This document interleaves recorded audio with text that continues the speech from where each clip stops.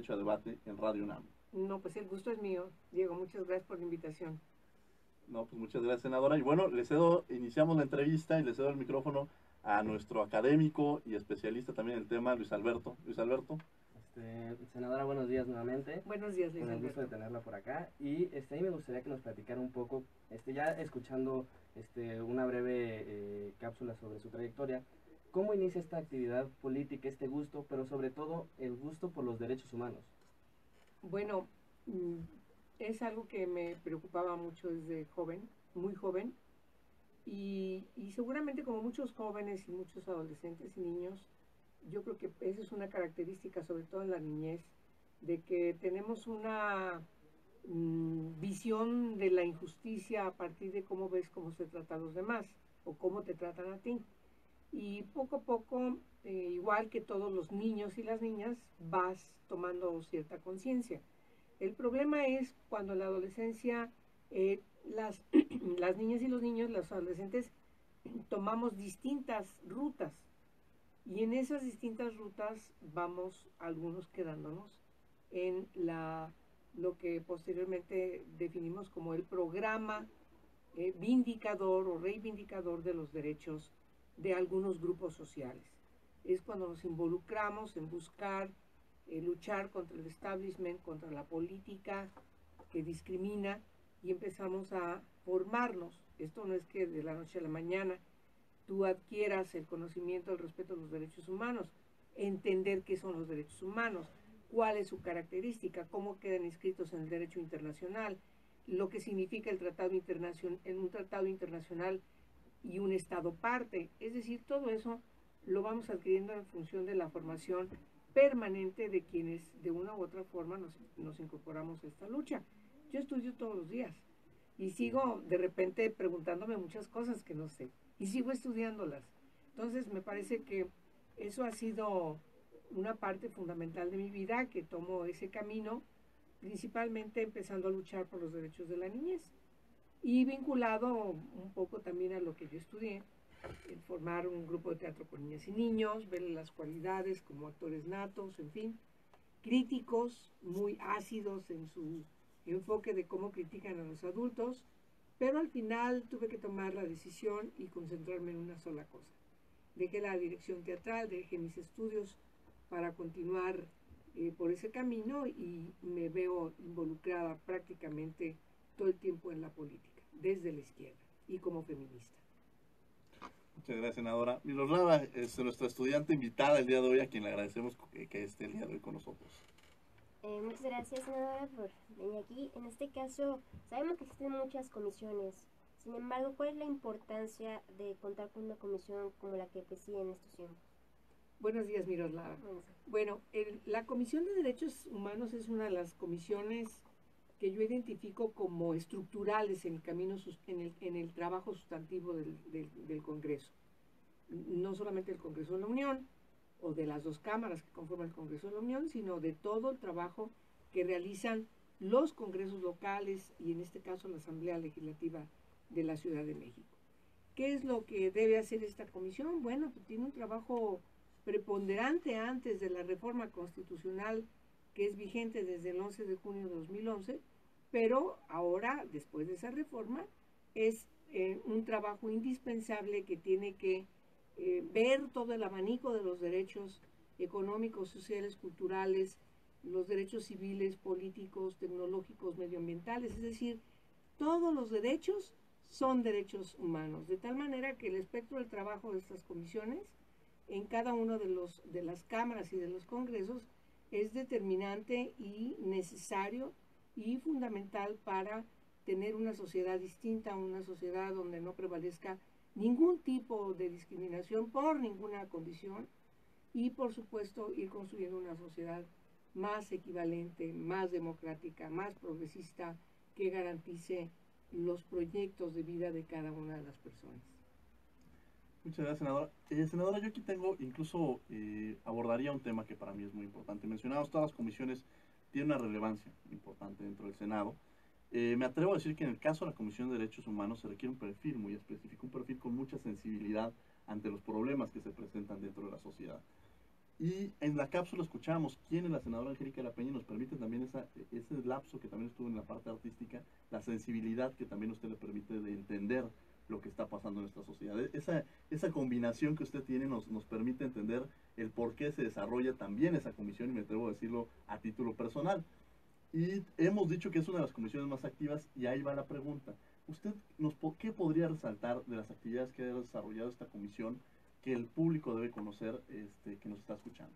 Bueno, lo primero que hicimos cuando asumimos la presidencia de la comisión es ver cuál era la agenda pendiente respecto a la implementación de la reforma en materia de derechos humanos. Y ahí vimos varios pendientes. En primer lugar, las leyes reglamentarias que los propios transitorios de la reforma constitucional mandataban. Concluir lo que tenía que ver con atención a víctimas, hacer las leyes reglamentarias del artículo 29 constitucional y 33 constitucional, que no estaban en la discusión del Parlamento. Entonces me puse a trabajar, a hacer 2 iniciativas, a poner el tema en la mesa. En el caso de atención a víctimas, a tratar también de ver cómo se iba a resolver el entuerto que había dejado Calderón al judicializar la ley que entonces se había gestado en el Congreso de la Unión. Afortunadamente, el presidente Peña Nieto, cuando llegue, es una de sus primeras acciones, es decir, quitar la ley de atención a víctimas del ámbito judicial y entonces comprometerse con las organizaciones, particularmente con el Movimiento por la Paz, con Justicia y Dignidad, para legislar la ley y resolver en reformas totalmente convenidas cómo hacer esa revisión de lo que se señalaba que esa ley tenía que corregirse. Y en ese trabajo nos involucramos de manera muy preponderante, al grado de que hoy mismo impulsamos una reforma a la Constitución. Próximamente se va a hacer la declaratoria en términos del 135 constitucional, y entonces haremos la ley general como mandato de la propia Constitución en su artículo 73. Pero nos parece muy importante retomar también el pendiente respecto de la ley reglamentaria del 29 y la ley reglamentaria del 33. Hoy el presidente también presentó posteriormente 2 iniciativas, una para cada uno de los artículos reglamentarios, y posteriormente trabajamos en conferencia para sacar adelante estas 2 leyes. Hoy están a punto de aprobarse en la Cámara de Diputados, pero sigue siendo un pendiente. Luego, otros pendientes que tienen que ver con la armonización, particularmente de los otros artículos de la Constitución. Reformamos la ley de asilo y refugio, que nos parecía que había que hacerlo, esa se logró. Logramos reformas muy importantes a la ley contra la discriminación, lo cual hoy le da muchas acciones con funciones de autoridad a CONAPRED. Logramos reformar varios instrumentos jurídicos de naturaleza penal para protección de periodistas y de defensores de derechos humanos. Nos vinculamos con el mecanismo de protección de periodistas y derechos humanos. Logramos poner el tema de la niñez como un asunto preponderante. Logramos la igualdad, inscribirla para diputadas, diputados y Senado y congresos locales en el artículo 41 de la Constitución.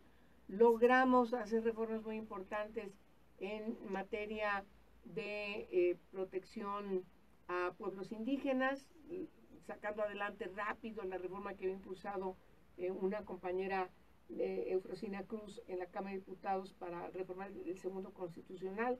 También es algo en que nos involucramos mucho para que se aprobara rápido en la Cámara. Y así puede enumerar una tras otra, tras otra, tras otra, tras otra. Nos involucramos en que saliera la ley, por ejemplo, de alimentación en la Cámara de Diputados como Cámara de Origen. Y hoy estamos pugnando que el Senado de la República la apruebe tal cual, porque sabemos cómo se discutió todo lo que tuvo que enfrentar. Es decir, hemos estado vinculándonos en muchos temas. Acabamos de aprobar 3 leyes importantes, la que tiene que ver con justicia penal para adolescentes después de haber reformado la Constitución. También después de haber reformado la Constitución, la ley de ejecución penal, ambas ya a punto de publicarse en el Diario Oficial de la Federación. Bueno, la de ejecución penal acaba de aprobarse hace 3 días. Yo espero que en esta semana el Ejecutivo también publique la ley de justicia penal para adolescentes. Y por supuesto también está en proceso, también a partir de una reforma constitucional que impulsamos en materia de tortura y desaparición forzada, logramos ya aprobar desde el Senado de la República la ley contra tortura, que esperamos que la Cámara de Diputados en el periodo de septiembre, el periodo ordinario, ya la apruebe. Y por supuesto también presentaremos, estamos a punto de concluir, 2-3 corchetes tenemos que resolver, la ley sobre desaparición forzada y desaparición cometida entre particulares. Bueno, así puedo seguir enumerando más cosas, pero me parece que esto es lo concreto publicado en el Diario Oficial de la Federación o a punto de concretarse para ser publicado ya de manera concreta y forma parte de nuestro marco jurídico. Bueno, con eso nos referíamos de que es una de las comisiones más activas que tiene el Senado de la República.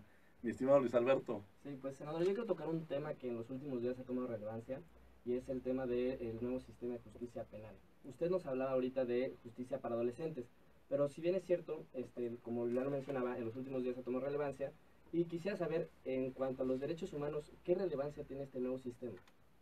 Bueno, tiene tanta relevancia porque también le puedo agregar el Código Nacional de Procedimientos Penales y en el marco de este nuevo sistema, las reformas que hemos hecho para el Código Penal y el Código Penal Federal me refiero, y otras leyes como la Ley Orgánica del Poder Judicial de la Federación o la Ley Orgánica de la Procuraduría General de la República. Y en el caso de ejecución penal es muy importante porque junto con la Ley de Justicia para Adolescentes están enmarcadas en el nuevo sistema que entró en vigor el día de antier.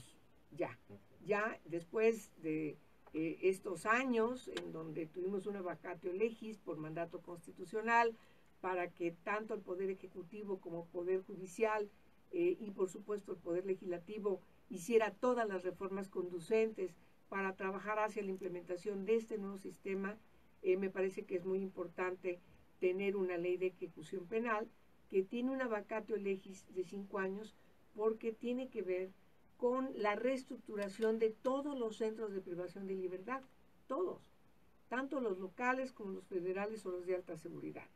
Tenemos que trabajar mucho. La Comisión Nacional de los Derechos Humanos ha señalado que más del 60% de los centros de privación de libertad en el país se manejan por autogobiernos. Eso es gravísimo. Y otros están con una gran cantidad de carencias. ¿Hay violaciones a los derechos humanos? Claro que sí. La tortura, no hay reinserción social. Debemos recordar que una de las reformas que caracterizan este nuevo sistema jurídico que entra en vigor es precisamente el que tiene que ver con la reinserción social de quienes cometen una comisión de delito.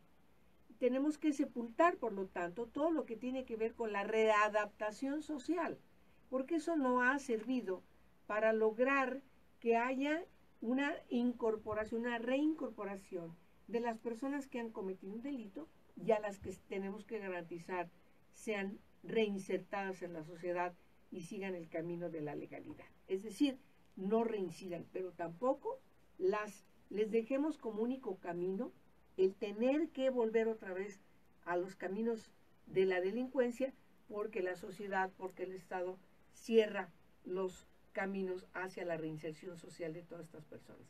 ¿Han cumplido ya con la sociedad al tener una sanción punitiva, sea de privación de libertad o sea de medida alternativa? Ya cumplió. Lo que tenemos que hacer es que esa persona, después de haberse dado cuenta, de haber adquirido esa responsabilidad por haber cometido esa comisión de delito, ahora tiene que el Estado darle alternativas a esas personas para que puedan hacer otra cosa en la legalidad. Entonces es muy importante, porque está inscrita exactamente en los nuevos preceptos del sistema jurídico del debido proceso legal. Y por supuesto la ley de justicia para adolescentes, tenemos que recordar que en el país tenemos 32 mosaicos distintos de leyes locales que algunas violentan el 18 constitucional, otras vuelven al sistema inquisitorio y tienen un poco del sistema garantista, es decir, un sistema mixto, y no hay de ninguna manera una política que garantice la restitución de derechos de quienes son menores de edad. Esa es una obligación del Estado, y si bien van ante una autoridad especializada judicial, sí tiene que ser una autoridad distinta a la justicia para adultos por ser menores de edad. Y por ser menores de edad, debió el Estado, bueno, familia, sociedad y Estado, haberles garantizado condiciones de desarrollo y de vida totalmente distintos a esos jóvenes, a esos adolescentes. ¿Qué pasa? El Estado ahora adquiere una responsabilidad para restituir derechos y, por supuesto, también buscando que no reincidan, que sigan el camino de la restitución de sus derechos para que puedan lograr el desarrollo de sus potencialidades, su proyecto de vida, como tienen derecho por ser menores de edad. Estimada Miroslava, te cedo el micrófono. Bueno, ahorita que nos comentaba sobre el nuevo sistema penal, habla sobre la tortura. En este caso, pues sabemos que se sigue discutiendo una ley general contra la tortura. Sabemos en México que esto es muy real. La tortura en muchas ocasiones se vive no solamente en centros penales, sino también por fuera, por diversos órganos del gobierno o diversas autoridades. ¿Cuáles son los puntos que faltan a discutir o que faltan pulir en ese aspecto para que se apruebe directamente ya la ley? Gracias por la pregunta, Miroslava. Fíjate que es una ley que tardamos mucho en discutir. Lo hicimos con las organizaciones y especialistas. Tuvimos una cercanía muy preponderante con Naciones Unidas, con los organismos de Naciones Unidas. Tengo que destacar que ya prácticamente el último proyecto invitamos de manera personal al relator de Naciones Unidas, Juan Méndez, el relator contra tortura, quien él en su informe mencionaba que en México hay una tortura generalizada, pero quiero mencionarlo porque la pregunta que tú haces está justamente inscrita en esta aseveración del relator de Naciones Unidas. La tortura es algo que venimos heredando desde siglos y siglos y siglos atrás. Tendríamos que otra vez leer a los ilustres filósofos del siglo XVII, del siglo XVI, para entender que desde entonces se estaba discutiendo cómo todas estas formas terribles de sacar la confesión, entre paréntesis, se utilizaban los métodos más terribles e inhumanos, que llevaban en la gran cantidad de las veces a la muerte. Ya no había manera de que pudiera sobrevivir ninguna persona con esas prácticas de tortura. Y entonces se empezó a discutir el concepto de derechos humanos. Ver a las personas como personas, no como animales. Esa era la gran discusión. Y pasan los siglos, y ¿qué nos encontramos? Con formas sofisticadas de torturar para sacar la confesión o de controlar por parte de un servidor público a una persona, ¿sí? De manera que no queden los estragos que en el siglo XVII o en el siglo XVI veíamos con el desmembramiento, por ejemplo, de las partes de un cuerpo, ¿sí? Entonces, ahora necesitamos entender que estamos frente a un problema de tipo estructural. También en los hospitales psiquiátricos se practica tortura o tratos crueles, inhumanos o degradantes. También cuando se detiene una persona, sabemos que hay tortura, ¿sí? Ahora, ¿cuál es el nivel de la tortura? Eso es lo que necesitábamos nosotros resolver en la ley. ¿Y cuál es la diferencia de la tortura como un delito de naturaleza penal grave respecto de los tratos crueles, inhumanos o degradantes? Era un problema grave. Y diríamos, si eran dos delitos o era un delito. La presencia de Juan Méndez nos ayudó a resolverlo. Y entonces, esta ley tiene una gran apoyo, porque participaron en las discusiones y yo tuve como asesores a las personalidades más doctas en la materia que nos permitían sacar adelante esta ley cumpliendo debidamente con nuestra responsabilidad de hacer una buena ley, no una ley que simulara o una ley inaplicable, sino una ley que permitiera realmente que México transite, y va inscrita en el nuevo sistema de justicia, por cierto, porque vamos a transitar de un sistema inquisitorio en donde se podía valer eso a uno en donde tienes que buscar y garantizar, y tú que eres estudiante de Derecho seguramente ahora lo estás viendo, la importancia de las ciencias criminalísticas que permitan una nueva formación en agentes del Ministerio Público, agentes policiales, es decir, hasta defensores, etcétera, fiscales, para que México entre a una nueva ciencia penal de corte criminalística para no tener que usar la confesión y allí en el Inter se va muchísima gente inocente que puede decir lo que quieran mediante la tortura. Eso, el dicho de que con la tortura canta lo que sea, que se oye terrible, pero a la hora de que lo ves en la práctica de personas que son víctimas de tortura, efectivamente cobra una gran relevancia.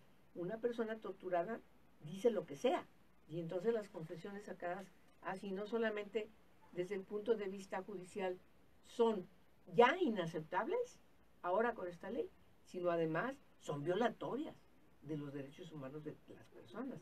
De tal manera que esa ley me parece que ha sido uno de los grandes aciertos y de las cosas que, junto con otras leyes como la de derechos de la niñez, que más me enorgullecen de mi trabajo en el Senado de la República. Igual voy a sumar en unos meses más la ley que tiene que ver con la materia de desaparición de personas. Maravilloso. Bueno, estamos con la senadora Angélica de la Peña, estamos en los micrófonos Diego Guerrero, Luis Alberto y Miroslava, y bueno, los invitamos a que se comuniquen con nosotros. ¿A dónde, Luis Alberto? Sí, al teléfono 5536-4339 o bien nos escriben en nuestras redes sociales, Twitter @derechoadebate o Facebook Derecho a Debate. Miroslava, vamos a ir a un corte comercial, pero al regresar tenemos una nota hecha por Joaquín Díaz que complementa nuestro tema, la agenda de derechos humanos. Para ello entrevistó al maestro Ulises Corona, catedrático de la Facultad de Derecho de la FES Acatlán. no se vayan, bueno, vamos a un corte y regresemos con ustedes aquí en Derecho a Debate. Estamos con la senadora Angélica de la Peña. Con las preguntas, en este mismo orden, continuarás como parte de la entrevista con nuestra invitada. Claro que sí, Diego. Pues bueno, senadora, yo quisiera hacer una pregunta y porque es un tema que me preocupa. Yo estuve colaborando un poco en esta organización y quería preguntar, actualmente la Comisión Interamericana de Derechos Humanos vive una crisis económica y preocuparse porque ya suspendieron un periodo de sesiones, el personal que trabaja ahí se les termina el contrato y y parece que no va a haber recursos para renovarlos.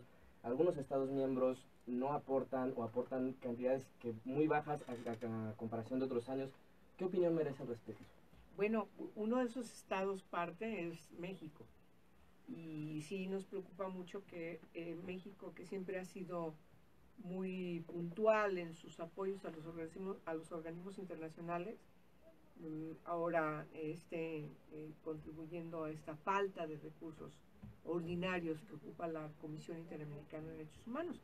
De tal manera que esta preocupación me motivó a presentar un punto de acuerdo pidiéndole a la Cancillería, al Estado mexicano, que se pusiera al corriente en el pago de su cuota a la SICH. Bueno, a ver, este es un problema que tiene ya un buen tiempo. Incluso sabemos que en el propio órgano de la Organización de Estados Americanos, que está instalado en Washington, en algún tiempo, incluso frente a la falta de apoyo de Estados Unidos, estaban pensando en salirse de Estados Unidos y buscar otro país para poner a la Comisión Interamericana de Derechos Humanos. Igual acontece con la Organización de Estados Americanos.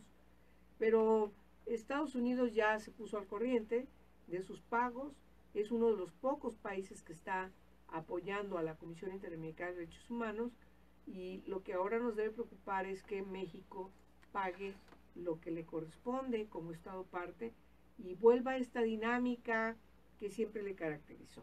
Es decir, estar al corriente, siempre presto a apoyar a la Comisión Interamericana de Derechos Humanos. Permíteme decir rápido, hay quienes dicen que ahora con la presencia del grupo interdisciplinario de expertos independientes que fueron financiados por México en base a un convenio que el Estado mexicano celebró con la Comisión Interamericana de Derechos Humanos, ya era más que suficiente para apoyar a la SICH. Yo creo que no. Yo creo que son dos cosas totalmente distintas. Lo que en todo caso nos debe preocupar es que México es uno de los países, mexicanas y mexicanos, es personas de origen mexicano quienes más recurren de todos los países del continente a presentar quejas ante la Comisión Interamericana. Entonces, también está relacionado. No es que les demos más trabajo o queramos darle más trabajo o ese sea el motivo, sino que es muy curioso las dos cosas. Tenemos que atender en México para que no se vayan a la Comisión Interamericana de Derechos Humanos, es un problema, pero también definitivamente no debe haber ninguna causa artificial que esté justificando que México no apoye a la SICH. Miroslava, te cedo el micrófono para la siguiente pregunta. Bueno, este es un tema personal que me interesa. Ahora que usted está hablando que su tema en realidad son los derechos de los niños y adolescentes. Sin embargo, también es importante ver que hay derechos para la vejez. Hace unos días se conmemoró el Día Mundial contra el Abuso y Maltrato hacia la Vejez. Y en este aspecto a mí me interesaría qué está haciendo la Comisión para manejar este aspecto de abuso o de afectación a los derechos de los adultos de edad. Sí, la Constitución establece como principio de no discriminación a todas las personas más allá de su edad. Es verdad que la discriminación afecta a algunos grupos sociales por su característica de discapacidad, de etnia, de condición social, económica, etcétera, pero también ciertamente por la condición de edad, tanto por ser menor de edad como por ser ya mayor de edad, que llegas a la etapa de la vejez, que en México se define a partir de los 65 años. Entonces, el problema que tenemos en México es que las personas viejas son invisibles para la política pública, son la parte más abandonada de la política pública, son la parte de la sociedad que significa, por cierto, una de las cargas que llevan sobre los hombros únicamente las mujeres. También ese es otro problema. No es un asunto que sea compartido por toda la familia. Las mujeres son las que terminan llevando la carga de sus viejitos y viejitas. Y eso no está mal, eso está bien. El problema es que el Estado tiene que tener responsabilidad, así como también el resto de la familia. Porque las personas llegan a una etapa de su vida en donde ya trabajaron mucho, ya aportaron a la sociedad, trabajaron para su familia, le aportaron a la humanidad, hay que verlo desde ese punto de vista, y ahora la humanidad, las sociedades, las familias, el Estado, le tiene que retribuir a esas personas en los últimos años, en la última etapa de su vida. Entonces, nos parece que en congruencia con el artículo 1 constitucional, sí debiese haber más políticas. ¿Qué es lo que hemos hecho nosotros? Me preguntas. Bueno, nos hace falta más por hacer, pero sí te quiero decir que cuando reformamos la ley de CONAPRED, visibilizamos a las personas adultas, a las personas de más de 65 años, a las personas ancianas, no adultas mayores como no les gusta que les digan, son las personas ancianas, las personas mayores ya de 65 años que pasan a otra etapa de sus vidas. Pero sí, tienes razón, necesitamos hacer más Yo creo que desde el ámbito legislativo hemos hecho mucho, casi te podría asegurar que hemos hecho lo suficiente para que las autoridades en el ámbito ejecutivo, en los 3 órdenes de gobierno, se preocupen con acciones gubernamentales efectivas para proteger realmente los derechos integralmente de todas estas personas. Bueno, ya nos empezaron a llegar preguntas de Celia Malagón, que nos dice cómo informarse más acerca hay mucho interés en la ley contra la tortura. Entonces el público nos está pidiendo de cómo se pueden informar más. Bueno, se pueden informar atrás del Senado de la República, pero precisamente le cedo el micrófono a nuestra senadora. Pues en la página efectivamente del Senado ahí están los links que son de las comisiones legislativas ordinarias, y en el caso de la Comisión de Derechos Humanos que presido, están todas las actividades que realizamos, las iniciativas, el proceso de cada una de ellas. En este caso se trata de una minuta que está en la Cámara de Diputados, que no pudimos integrarla hoy, por desgracia, en el periodo extraordinario, era muy intenso, entonces por meter una ley más era muy complicado para ellos, pero en septiembre seguramente la estarán aprobando. Pero en la página del Senado de la República, igual en la mía, en mi página también tengo toda esta información de todas las actividades que realizo, tanto a nivel personal como a nivel de las comisiones donde presido. ¿Nos puede comentar su página, senador? Es Angélica de la Peña, como me llamo, y en el caso del Senado, pues es la Comisión de Derechos Humanos. Excelente. Bueno, yo antes de continuar con el programa hay un tema que creo que es importante, y el día de ayer se suscitaron una serie de hechos en diversas localidades del estado de Oaxaca, lamentables, en las cuales estos hechos han generado un sentimiento muy grave dentro de la sociedad, pero sobre todo por un tema que lastima siempre, y es la muerte del reportero Elpidio Ramos Zárate, del periódico El Sur del Istmo. Y cuando hablamos de la muerte de un periodista, va mucho más, el tema es mucho más profundo, porque es callar la voz precisamente de difusión de información que se tiene, y eso lastima mucho a la sociedad. Entonces, en este programa En Derecho a Debate, que precisamente la frase que ocupamos es por la cultura de la legalidad, nos enfocamos principalmente a abordar este tema de forma con mucho cuidado, y que también las diversas instituciones responsables se realicen las acciones pertinentes para llegar a conocer mucho más de estos hechos. Entonces, esta es la posición de Derecho a Debate, que creo que en próximos programas estaremos abundando más del tema, cuando tengamos, desde luego, enfocado sobre todo cuál ha sido la posición de los diversos organismos. La Comisión Nacional de los Derechos Humanos, el día de ayer, emitió un comunicado al respecto, en el cual invita precisamente a enfocarse al tema de la cultura de la legalidad, pero también a abrir el caso para realizar las investigaciones pertinentes, y desde luego es un tema que tendríamos que, nada más la posición de la senadora, aprovechando que está con nosotros el día de hoy. Bueno, me parece que siempre se tiene que buscar que haya la solución de los conflictos por la vía pacífica.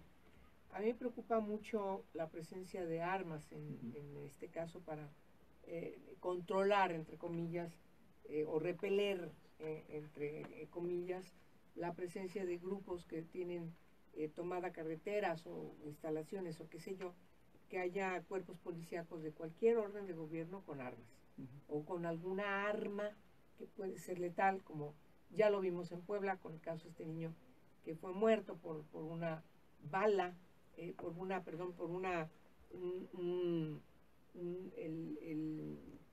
un cartucho de gas que le impactó en la cabeza, y bueno, ese tipo de instrumentos pueden ser letales en la forma como los utilicen. Siempre hemos dicho que el uso legítimo de la fuerza pública se distingue precisamente por la no utilización de ninguna arma mortal. La justificación que puedan dar las autoridades respecto de que del otro lado había grupos encapuchados, con armas, con bombas, motoloques, qué sé yo, me parece que eso, desde mi punto de vista, no justifica de ninguna manera la presencia de que policías, los cuerpos policíacos, traigan armas. Si traen armas, las van a utilizar. No hagamos como que eso no va a pasar. Y que ellos, es decir, las autoridades tienen que siempre buscar la solución de los conflictos por la vía pacífica. Y en el caso tan complejo de la CENTE con el gobierno y efectivamente la implementación de la reforma constitucional en materia de educación, pues ha llegado a un nivel verdaderamente inadmisible.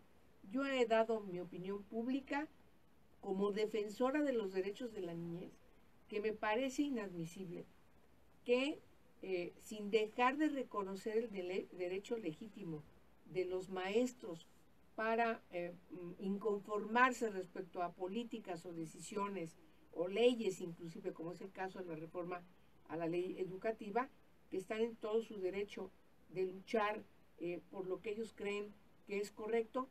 Yo creo que ningún interés, ni siquiera ese, puede estar por encima del interés superior de la niñez. De eso trata el interés superior de la niñez, que es uno de los principios rectores de los derechos de las niñas, niños y adolescentes. De tal manera que yo no justifico que a los niños más pobres de México, a los niños indígenas, niñas y niños indígenas más pobres, cuyos padres no tienen otra manera más que llevarlos a la escuela pública, porque si pudieran seguramente los sacaban de esa escuela y los llevarían a una escuela privada, como ha pasado en muchas ciudades.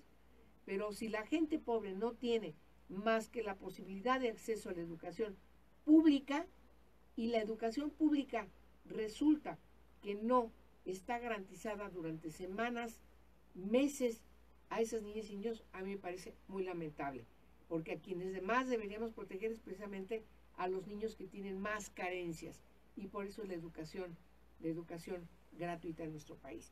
Pero eso de ninguna manera justifica que no se busquen los cauces siempre por la vía pacífica para tratar de resolver el problema que se tiene con la gente. Yo creo que en ese aspecto sí, yo no voy a claudicar de defender los derechos de las niñas y los niños a tener una educación, ya que no se interrumpa el ciclo escolar. Hay que entender que el ciclo escolar está diseñado por etapas que están fundadas pedagógicamente en el desarrollo cognitivo de las niñas y los niños. Si se interrumpe ese ciclo escolar, entonces estás interrumpiendo las etapas que en una niña y un niño, dependiendo de la edad, son fundamentales por su desarrollo cognitivo. Y querer dar esas semanas, meses, sin clases en pocos días, me parece que eso es antipedagógico. Y eso lo saben o lo deben saber las maestras y los maestros. Hay que poner el interés superior de la niñez por encima de cualquier otro interés. Bien, tenemos algunos comentarios, Luis Alberto, quienes nos han estado llamando y escribiendo. Así es, tenemos una pregunta de Dana Cuevas, Portales. Nos pregunta, senadora, ¿qué sanciones habrá para la Policía Federal por asesinar o reprimir? Pues se tiene que aplicar la ley como está. Es decir, cuando hay un abuso de la autoridad, en este caso, tiene que tener una sanción por el hecho de que ahora no solamente está una persona o personas heridas, sino se está frente a un homicidio. Así es. También tenemos otra pregunta, es misma de Dana Cuevas, que va en relación a la que le acabo de hacer. Dice, ¿el PRD qué postura tiene ante esto? El día de ayer, el Comité Ejecutivo Nacional lanzó un boletín donde está llamando la atención a las autoridades para que se busque la solución de los conflictos por la vía pacífica, respetando los derechos de todas las personas y por supuesto lamentando terriblemente los hechos que acontecieron el día de ayer. Es verdaderamente lamentable las personas muertas, incluyendo al periodista asesinado. Es terrible que las cosas se han llevado a ese nivel e insisto, si hay policías que van armados, van a utilizar el arma. Y entonces me parece que allí la autoridad tuvo una falla muy grande, porque lo que aconteció es que no se puede justificar porque del otro lado hay agresiones a ese nivel, entonces tú tienes como autoridad hacer y responder de la misma manera, porque los resultados los tenemos ya con todas estas personas heridas, pero por desgracia también personas asesinadas, inclusive algunas personas que no tenían vela en el entierro. Tenemos muchas preguntas, las cuales desde luego le haremos llegar a la senadora y le pediríamos que quizá a través de las redes sociales nos ayudara a contestar, y a través de Derecho a Debate nosotros subiríamos esta información, pero también les vamos a dar lectura para que las dejemos aquí precisamente en cabina, ¿no? En este caso, ARN Grun, de la Delegación Cuauhtémoc, nos pregunta: ¿qué hay de los derechos naturales biológicos, los políticos, sociales y las garantías al respecto? ¿No son estos antes de los derechos humanos? No, bueno, esos derechos ya pasaron a la historia. Estamos frente al garantismo, ya el positivismo, inclusive que dejó atrás el justanaturalismo, pues ya quedó atrás. Entonces ya estamos ahora en otra cosa. Sí. Y bueno, estas son algunas de las preguntas que nos hicieron llegar, pero me gustaría cerrar con un tema que platicamos incluso Luis Alberto y yo, al reconocerla como una mujer muy activa y sobre todo que ha abierto estos espacios para las mujeres en la participación política. Y quizá Luis Alberto podría abundar mucho en esta última pregunta que me gustaría que retomara en relación a la participación política. Así es, pues bueno, senadora, ya lo comentó Diego, uno de los temas principales en su agenda es la violencia política hacia las mujeres. Sí. Sé que le preocupa mucho y la pregunta va en este sentido: ¿qué acciones legislativas cree que se deben realizar para eliminar la violencia en la política hacia las mujeres y evitar casos como el de Eufrosina Cruz Mendoza, que usted la mencionó hace unos momentos? Sí, es una mujer muy luchadora que yo admiro mucho. A ver, tenemos en ciernes una reforma a 4 leyes para establecer como delito la violencia política contra las mujeres, y es una modalidad de violencia de género que estará inscrita en la Ley General de Acceso a las Mujeres a una Vida libre de Violencia, y también, por supuesto, que es lo que estamos negociando, queremos que también esté en la Ley General de Delitos Electorales.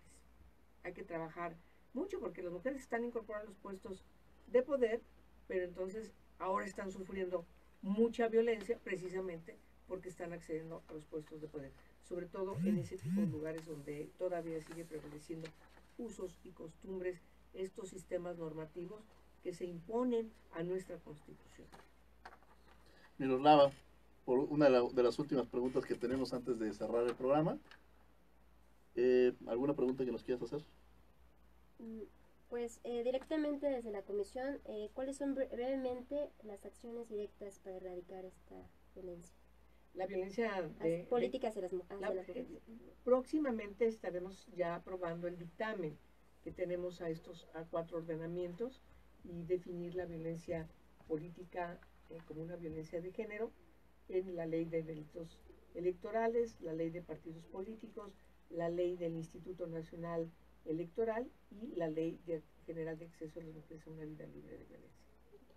Bien, pues el día de hoy estuvimos en Derecho a Debate, en la cultura de la legalidad, participamos todos, refrendamos incluso nuestro compromiso y hacemos un llamado en el tema de Oaxaca, que seguramente lo abordaremos en programas, en los diversos programas. La próxima semana en Derecho a Debate tendremos al maestro Jorge Islas, quien nos estará hablando sobre los festejos de la Constitución que va a estar realizando la Universidad Nacional Autónoma de México y quien es el responsable de los mismos. Les recordamos que estamos en las diversas redes sociales, que estén con nosotros a través de @Derecho a Debate. En Facebook también estamos en Derecho a Debate, y a lo largo de la semana nos interesa conocer su opinión, sus comentarios respecto a los diversos temas que estamos tocando. Senadora Angélica La Peña, nada más para cerrar, le agradecemos que haya estado con nosotros, y algún comentario que le gustaría hacer. No, pues yo estoy muy agradecida de estar aquí con ustedes, es un honor, Diego, que me hayas invitado a tu programa, y estar con Juan Alberto y con Luis Alberto y con Miroslava aquí compartiendo estas preguntas tan importantes y que reflejan un poco de los pendientes que tenemos en el Congreso de la Unión. Gracias, senadora, por acompañarnos. Luis Alberto. Nada más agradecerle, senadora, pero sobre todo felicitarla por tener la camiseta de los derechos humanos bien puesta. Gracias, qué honor. Miroslava, muchas gracias por haber estado el día de hoy, y para también cerrar. Muchas gracias, senadora, por contestar todas las preguntas, y seguimos observando cuál es su trabajo en la Asamblea. Muy bien, no dejes los derechos de las personas ancianas. Está bien. Esto fue Derecho a Debate, la cultura de la legalidad, participamos todos. Estuvieron en los controles técnicos Arturo González, en las notas y sondeos Joaquín Díaz y Lorena Olivares, contestando sus llamadas y redes sociales Karina Méndez y Marco Lubián. Voces en cápsulas, Margarita Castillo y Héctor Castañeda. En la producción, la que siempre nos tiene al tanto y regañando cuando no hacemos las cosas bien, nuestra querida Jessica Trejo, que dice que no, pero es la realidad. Y al micrófono su servidor Diego Guerrero, Miroslava Rivera y Alberto González. Y no olviden que nos escuchamos de ley el próximo lunes a las 10 de la mañana. Esto es Derecho a Debate.